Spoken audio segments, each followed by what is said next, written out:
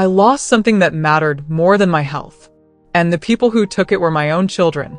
What would you do if the ones you raised decided you no longer deserved what was yours? My name is Eleanor Vance. I'm in my late 70s, and some days my mind feels like a house with the lights slowly going out. The doctors call it Alzheimer's. They say memories fade, names slip away, and the past becomes harder to reach. They're right about most of that. But they're wrong about one thing. I may forget faces, dates, and conversations, yet I remember exactly how it felt to be betrayed. After my husband Arthur died, something changed. Papers were signed. Decisions were made. And somehow, everything he left to protect me was no longer mine. My children said it was for my own good. They said I couldn't manage anymore. But even as my memory weakens, I know this. They took my security, my independence, and my trust, while I was still alive to feel it. Only later did the world grow smaller, quieter, reduced to familiar walls and careful routines. But by then, the damage had already been done. The scent of old paper and forgotten lavender still clung to the air in my small room, a room that had become both my sanctuary and my prison. My name is Eleanor Vance, and sometimes, even that simple fact felt like a borrowed memory. The doctors, with their gentle eyes and hushed tones, called it Alzheimer's. They said my mind was a tapestry slowly unraveling, thread by thread, until all that remained were faint impressions. But they were wrong about one thing.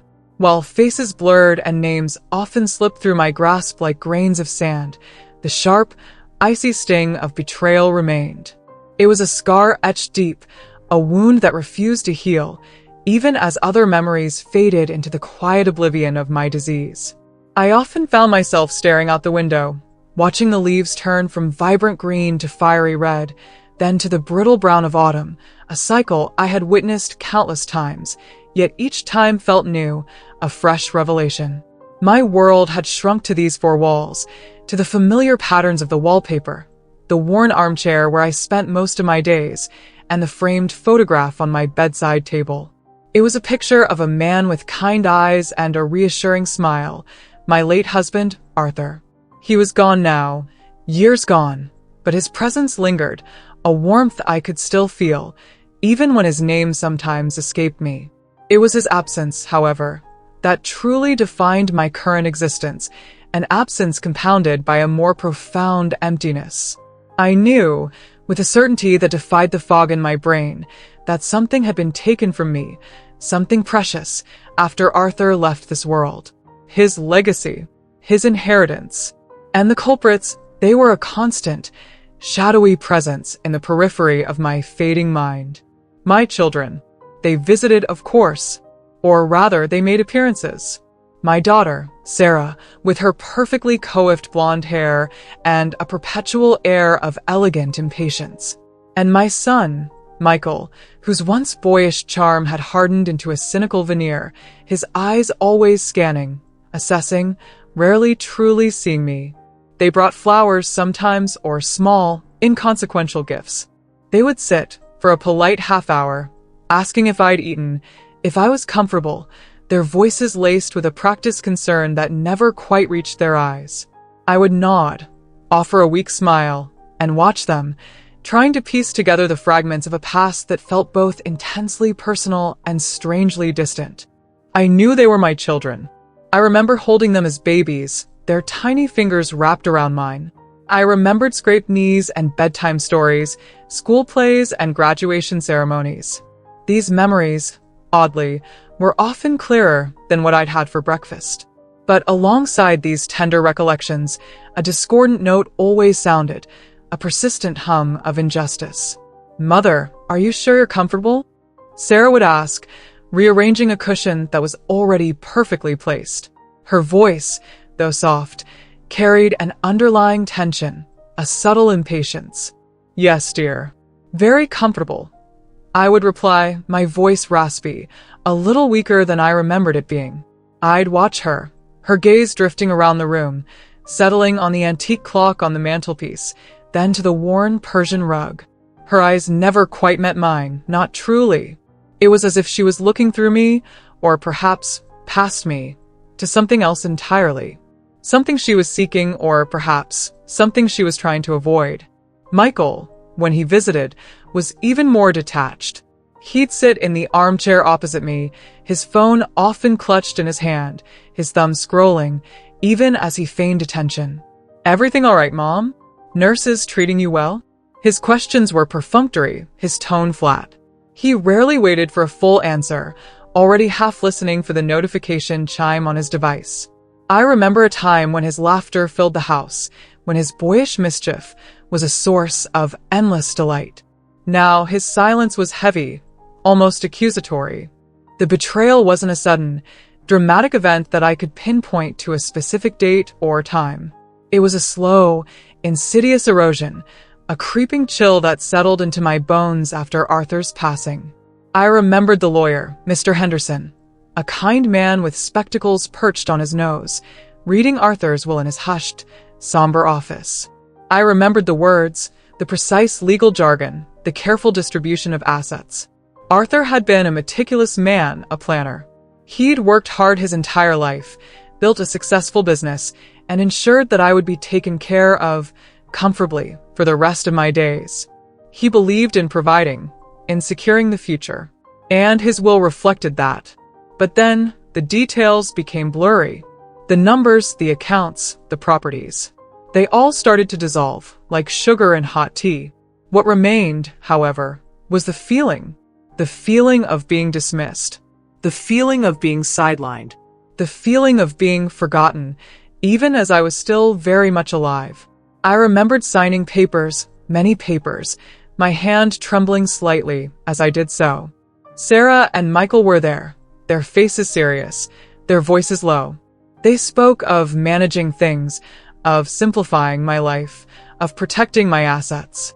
Words that, at the time, sounded reassuring, logical. Now, they echoed with a hollow ring, a siren song of deception. One afternoon, a particularly lucid one, I found myself rifling through an old wooden chest by my bed. It was filled with letters, photographs, and trinkets from a lifetime shared with Arthur. My fingers, gnarled with age and a slight tremor, brushed against a thick envelope, forgotten for years. Inside, neatly folded, was a copy of Arthur's will. My heart, a weary old drum, began to beat a little faster. I struggled with the dense legal text, my eyes blurring, my mind wrestling with the unfamiliar terms. But then, a phrase jumped out at me, clear as a bell, cutting through the fog. To my beloved wife, Eleanor Vance, I bequeath the entirety of my estate, including all financial holdings, properties, and investments, to ensure her continued comfort and security throughout her remaining years. And then, a subsequent clause detailing how, upon my passing, the estate would then be divided equally between Sarah and Michael. A cold dread washed over me. The entirety of his estate. Not a portion, not a percentage. The entirety. And it was to be mine first, not theirs. Not yet. The words were undeniable, etched in black and white. I looked up from the document, my gaze falling on the framed photograph of Arthur. His smile, once so comforting, now seemed to hold a hint of sorrow, a silent apology from beyond the grave. He had provided for me. He had trusted me. And I, in my fading state, had allowed his wishes to be circumvented. Or rather, I had been made to allow it. The memory of the signings, the serious faces of Sarah and Michael, the hushed conversations, began to coalesce into a clearer, more sinister picture. They hadn't been simplifying my life. They had been simplifying their inheritance. They had convinced me, or perhaps coerced me, into signing away what was rightfully mine, what Arthur had intended for me. They had taken advantage of my vulnerability, my burgeoning memory loss, to claim their share prematurely. The anger, a hot, unfamiliar surge, pulsed through my veins. It was an anger unlike any I had felt before, pure and unadulterated. It wasn't the fleeting irritation of a forgotten name or a misplaced object. It was the righteous fury of a woman who had been wronged, deeply and irrevocably, by her own flesh and blood. My memory might be failing, yes, But this core injustice, this profound breach of trust, was branded onto my soul. When Sarah next visited, her usual polite facade seemed to crack under the intensity of my gaze. I held the will in my trembling hand, the document a silent, damning witness. "Mother, what is that?" she asked, her voice a little sharper than usual, her eyes narrowing as she recognized the official-looking papers. I didn't answer immediately. I just looked at her, truly looked at her, for the first time in years. I saw the fear flicker in her eyes, the subtle shift in her posture, the way her hand instinctively went to her throat. She knew. She had always known. "This," I said, my voice surprisingly strong, devoid of its usual tremor, "is Arthur's last wish. His true last wish." I tapped the document with a finger. "He left everything to me, Sarah." Not to you. "Not to Michael. Not yet." Her face drained of color. "Mother, what are you talking about? You're confused. We went over this years ago. You signed everything. We were just managing things for you, making sure you were taken care of." Her words tumbled out, a frantic cascade of excuses. "Managing things?" I repeated, the sarcasm thick in my voice. "Or taking what wasn't yours to take?" She stood up, agitated, pacing the small room. "This is ridiculous, Mother. You're not well. You don't understand. The estate was complicated. We had to make decisions. For your own good. My own good." I scoffed, a bitter laugh escaping my lips. My own good was to be secure, as Arthur intended. Not to be left relying on the generosity of children who stole their inheritance before its time. The word "stole" hung in the air, heavy and undeniable. Sarah flinched as if struck. "We didn't steal anything," she cried, her voice rising. We ensured everything was handled properly. You weren't in a state to manage it yourself. And how convenient that was for you, wasn't it?" I retorted, my voice unwavering. "My memory may come and go, Sarah, but some things, some feelings, they stay. The feeling of being betrayed, that stays." She stood there, speechless, her face a mask of shame. The carefully constructed image of the dutiful daughter had crumbled.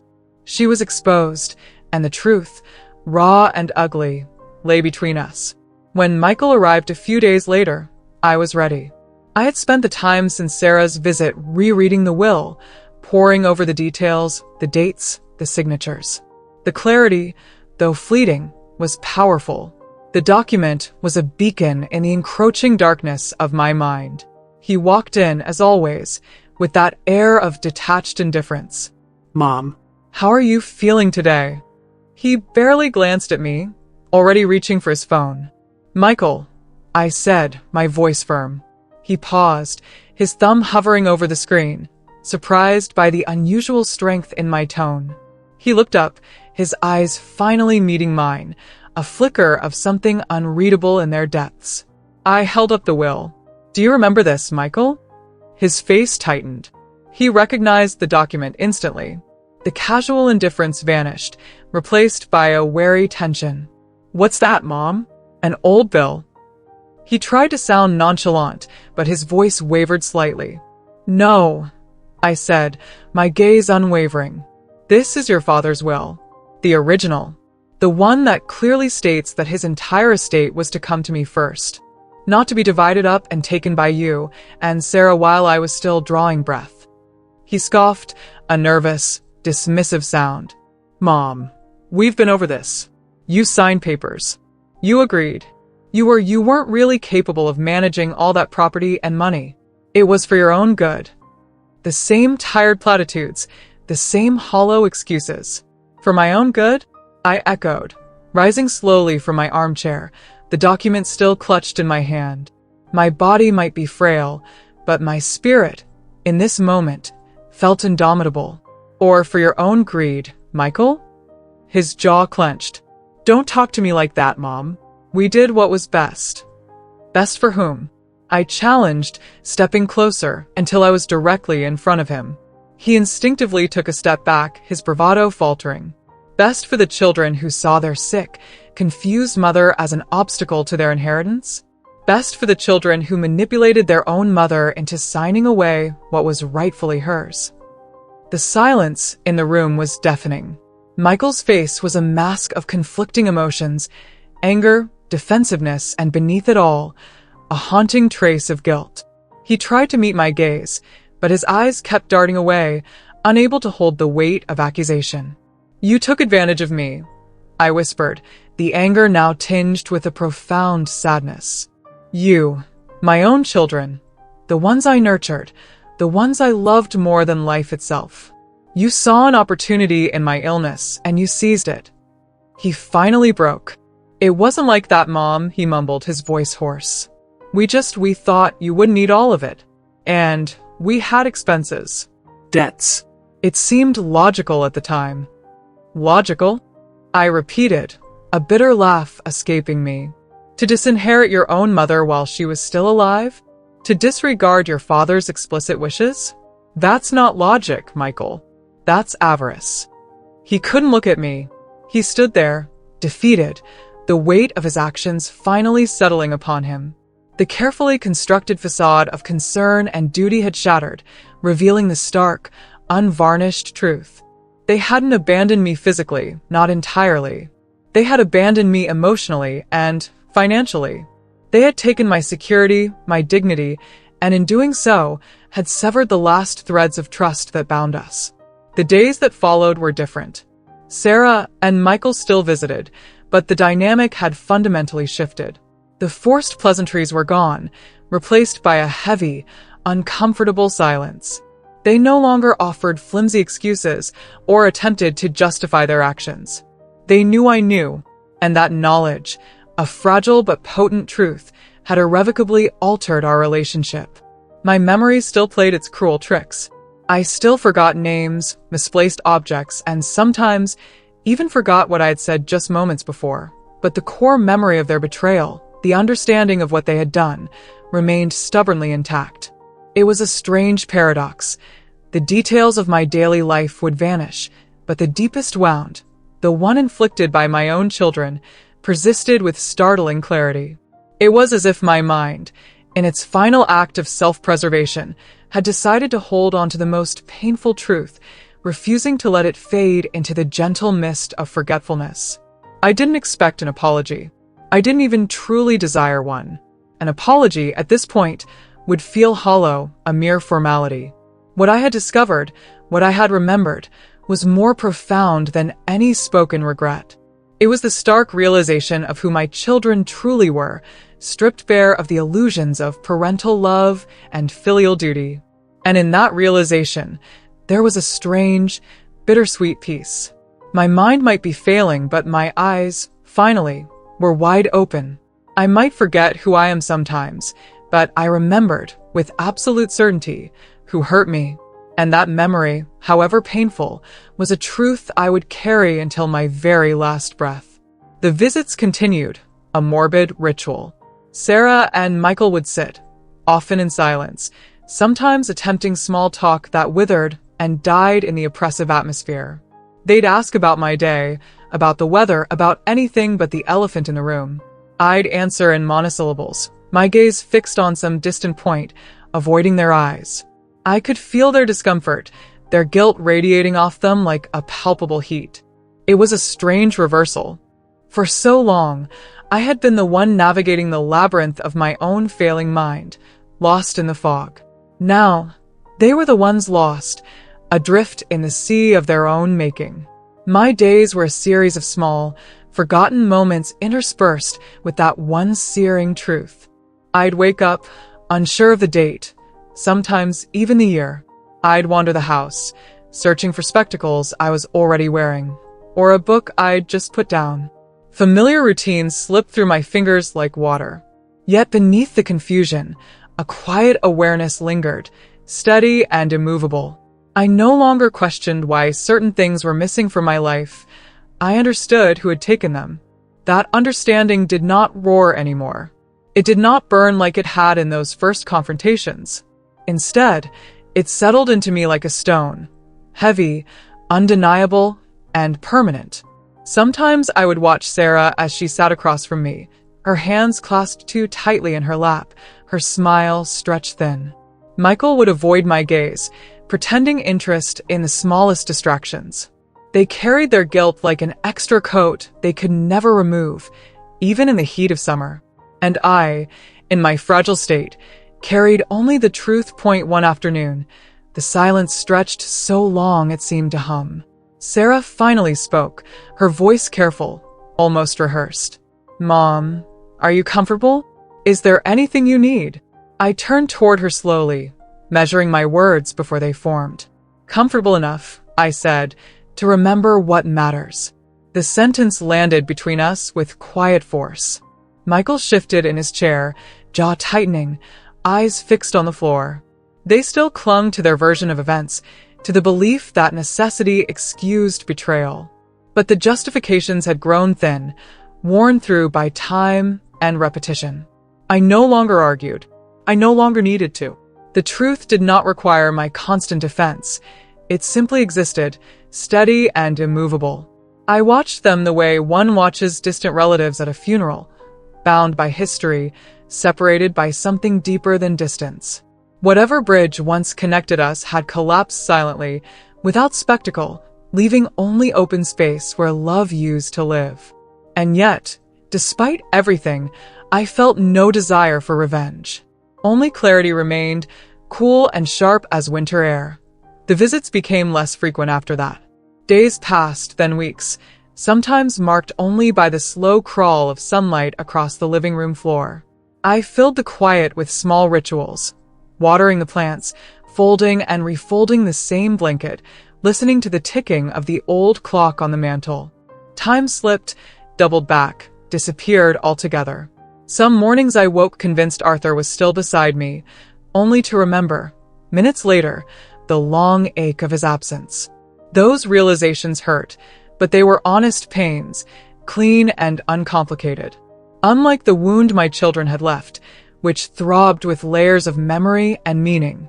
Yet even that ache had softened at the edges. Not forgiven, never that, but accepted as part of the landscape of my life.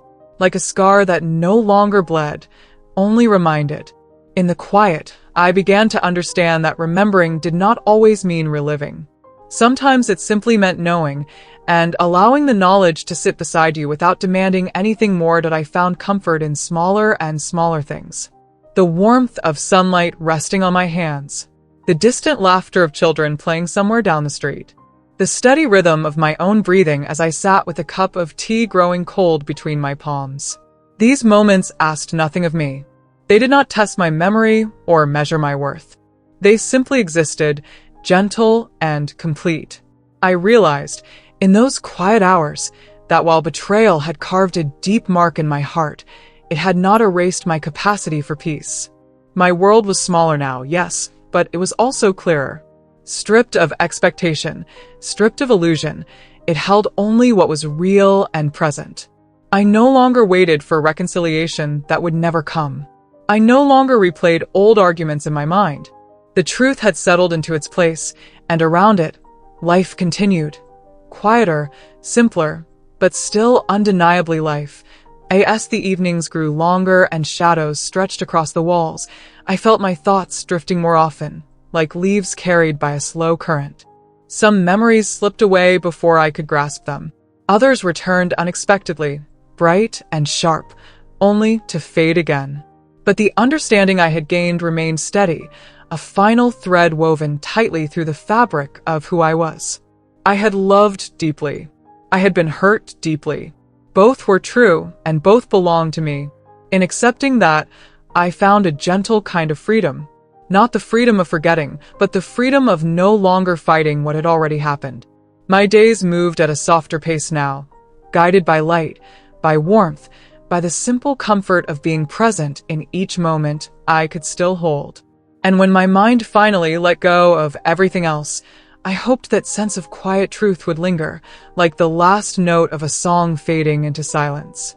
If this story moved you, consider subscribing to Emotional Life Tales, Voices After 50, and activate notifications so you don't miss future journeys into memory, love, and the resilience of the human spirit.